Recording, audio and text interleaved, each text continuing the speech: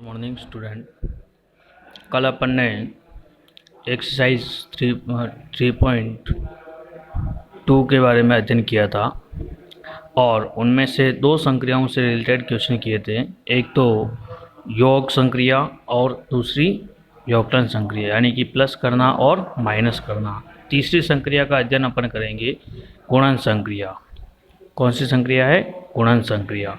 इसमें क्या होता है, देखो मैट्रिक्स जो ए होती है, इस टाइप में अगर मैट्रिक्स हो ए आई जे, ये एम क्रॉस एन की मैट्रिक्स है। सेकंड मैट्रिक्स बी, इसके अवयव चेंज होंगे, बी आई जे बराबर एन क्रॉस पी ले रहा हूँ मैं, ठीक है ना। तो गुणन संक्रिया के लिए क्या ध्यान रखना है, पहली जो मैट्रिक्स है उसके स्तंभों की संख्या और दूसरी जो मैट्रिक्स है उसके पंक्ति की संख्या क्या होनी चाहिए, समान होनी चाहिए, तभी अपन इसकी गुणन संक्रिया कर पाएंगे, अन्यथा नहीं। इस बात का विशेष तौर पर ध्यान रखेंगे। अब इसका ए और गुणा बी करेंगे तो नई जो मैट्रिक्स बनेगी वो इस प्रकार से बनेगी। देखिए यहाँ पर नोट कर देता हूँ मैं, A I J M cross N into दूसरी मैट्रिक्स है B I J N cross P. तो ए क्रॉस बी बराबर नई जो मैट्रिक्स बनेगी उसका जो क्रम क्या होगा, कोई भी नई मैट्रिक्स बन जाएगी, सी आई जे ले लेता हूँ मैं, तो उसका जो क्रम बनेगा वो इस प्रकार से बनेगा, क्योंकि इसके स्तंभों की संख्या इसके पंक्तियों की संख्या के बराबर होगा, तो उसका जो क्रम बनेगा वो एम क्रॉस पी का बनेगा।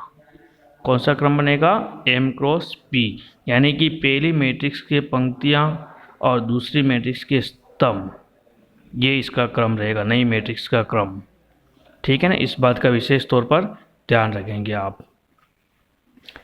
चौथी प्रॉपर्टी है अदिश गुणन। अदिश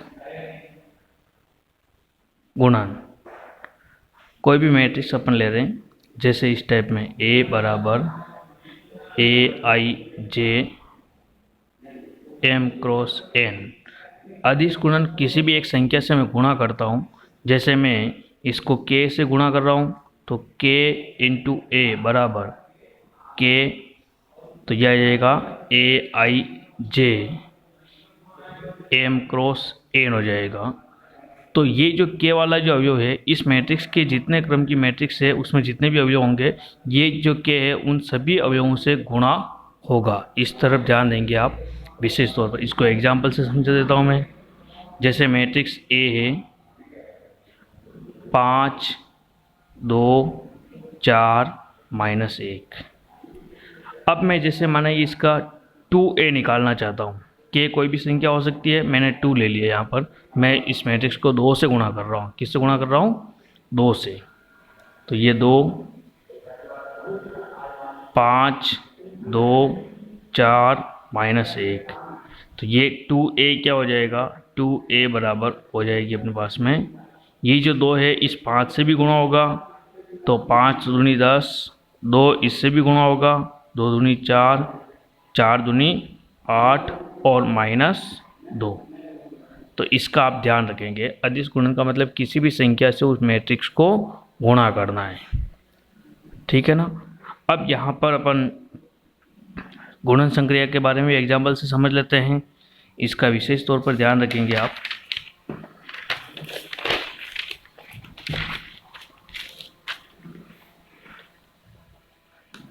जैसे मैं मैट्रिक्स ले रहा हूँ गुणन संक्रिया के लिए, मैट्रिक्स ए बराबर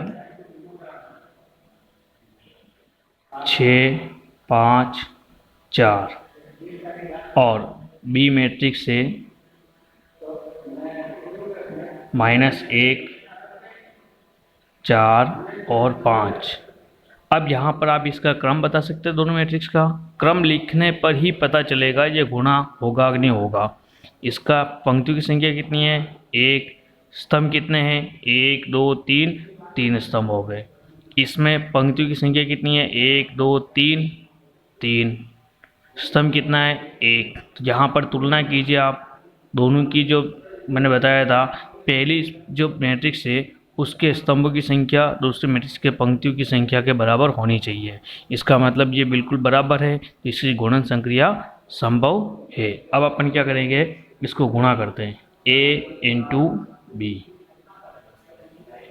6 5 4 गुणा -1 4 और 5। अब इसका गुणा करते समय आप क्या ध्यान रखेंगे, तो ए बी हो जाएगा 6 किससे गुणा होगा बताइए, देखें -1 से किससे गुणा होगा -1, फिर प्लस लगाएंगे 5 किससे गुणा होगा 4 से, फिर प्लस लगाइए 4 किससे गुणा होगा 5 से। तो ये बन जाएगा, इसको सरल कर देते हैं, -6 प्लस 20 प्लस 20। तो ये बन जाएगी अपने पास में, कितना बचेगा 40, 40 -6 34, कितना बचेगा 34। अब ये 34 आया है, इसकी तरफ ध्यान देंगे आप कि यहाँ पर मैंने कहा था कि इसके स्तंभों की संख्या पंक्तियों की संख्या बराबर होती है, तो जो क्रम बचता है तो वो इस नए जो मैट्रिक्स बनेगी गुणा होने के बाद उस मैट्रिक्स का क्रम होगा। क्या बच रहा है 1 क्रॉस 1, यानी कि ये जो मैट्रिक्स बनी है वो 1 क्रॉस 1 क्रम की मैट्रिक्स बनी है। इसका आप विशेष तौर पर ध्यान रखेंगे। एक और एग्जाम्पल बता देता हूँ मैं इसी का, गुणन संक्रिया से संबंधित, ताकि आपको विशेष तौर पर ध्यान रखा जाएगा। नेक्स्ट देखिए आप, 2 3 -1 1 2 1, दूसरी मैट्रिक्स है 1 0 1 1 0 1 -1 2 1। इसका क्रम क्या है, कितनी पंक्तियाँ हैं 1 2 3, तो मैट्रिक्स ए का क्रम है 3, स्तंभ कितने हैं 2। इसमें कितनी पंक्तियाँ हैं 1 2 2 पंक्तियाँ, स्तंभ कितने हैं 3।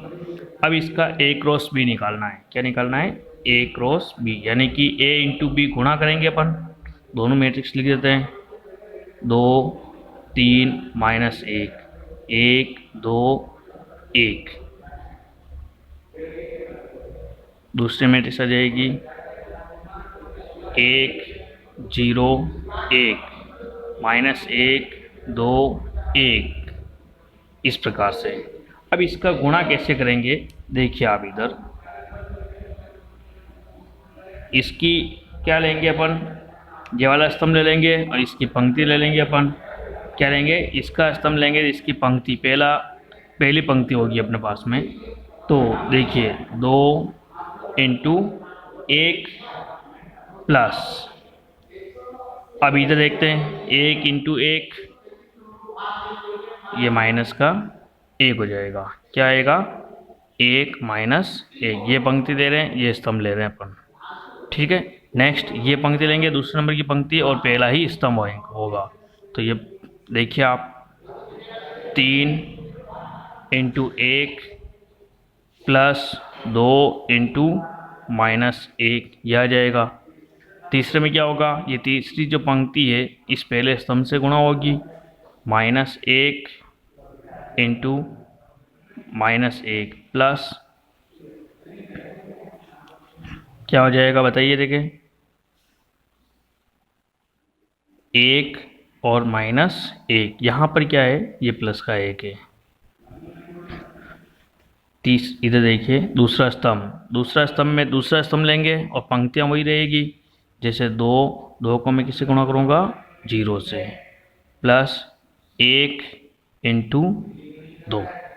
इसी टाइप में इधर 3 into 0 plus 2 into 2 -1 into 0 plus 1 into 2। अब इधर तीसरा स्तंभ के बारे में बनाएंगे अपन। तो 2 इंटू 1 प्लस 1 इंटू 1। नेक्स्ट क्या जाएगा 3 into 1 plus 2 into 1 minus 1 into 1 plus 1 into 1। तो क्या ध्यान रखना है, गुणा करते समय विशेष तौर पर ध्यान रखना है, इधर तो अपन पंक्ति लेंगे और इधर से स्तंभ लेंगे, अवयवों से गुणा करते और बीच में प्लस का चिन्ह लगाते हैं, इस तरफ ध्यान देंगे आप। विशेष तौर पर ध्यान रखना है गुणन संक्रिया के अंदर। तो इसको सॉल्व कर लेते हैं अपन। 2 माइनस 1, 3 माइनस 2, ये प्लस का 1 है, माइनस का 1 हो जाएगा गुणा होके, ये भी माइनस 1। इधर 0 plus 2, 0 plus 4, 0 plus 2, 2 plus 1, 3 plus 2, minus 1 plus 1। अब इसको सॉल्व कर लेते हैं। क्या आएगा 1, 1 माइनस का 2, 2, 4, 2, 3, 5 और ये 0। नई मैट्रिक्स कितने क्रम की बनी है, ए क्रॉस बी, यानी ए गुणा बी, दोनों मैट्रिक्स का गुणा किया था अपन ने। तो कितने क्रम की, 3 क्रॉस 3। कितनी बन गई, 3 क्रॉस 3 की, 3 पंक्तियां और 3 स्तंभ है इसमें। और यहाँ पर भी देखिए इस मैट्रिक्स ए का क्रम क्या है, 3 क्रॉस 2 है, और इस बी का 2 क्रॉस 3 है, यानी कि इसमें स्तंभों की संख्या पंक्तियों की संख्या बराबर है। तो नई मैट्रिक्स का जो क्रम होगा वो इस प्रकार से होगा, क्या बनेगा, पहली पंक्ति की, पहली जो मैट्रिक्स है उसके पंक्तियों की संख्या और दूसरी मैट्रिक्स के स्तंभों की संख्या, उसका गुणा होगा नई मैट्रिक्स का क्रम। तो गुणन संक्रिया के अंदर आपको विशेष तौर पर ध्यान रखना है, और गुणन संक्रिया के से संबंधित क्वेश्चन आपको प्रैक्टिस के लिए कम से कम 2-4 क्वेश्चन अपने इच्छा अनुसार कोई भी मैट्रिक्स लें और उसको सोल्व करने का प्रयास करें। 1-2 बार आप प्रयास करोगे तो सही तरीके से समझ में आ जाएगी।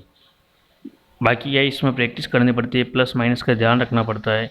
योग और व्यवकलन में और अदिश गुणन में कोई समस्या नहीं है, लेकिन गुणन संक्रिया के अंदर विशेष तौर पर आपको ध्यान रखना है।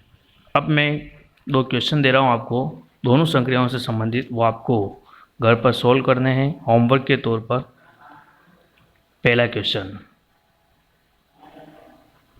Matrix A